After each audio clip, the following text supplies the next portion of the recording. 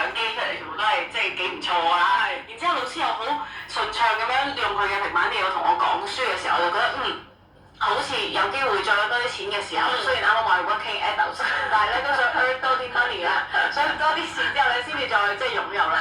所以你唔覺得咧呢個係咪多少就係在職青年咧有時不自覺嘅揮霍啊，或者花費金錢，原來係有呢種嘅感覺喺度嘅。我想話我真正聽過 working adults 呢個字眼咧係嚟自一個2000後嘅女仔嘅。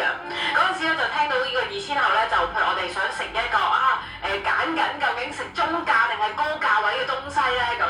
咁嗰個2000後嘅女仔又講咗一句：作為一個 working adults，點解我哋嘅 weekend 都要揀咧？點解我哋唔可以揀高一個 tier 咧？咁我就咁我嗰下就俾呢個2000後嘅即係朋友咧信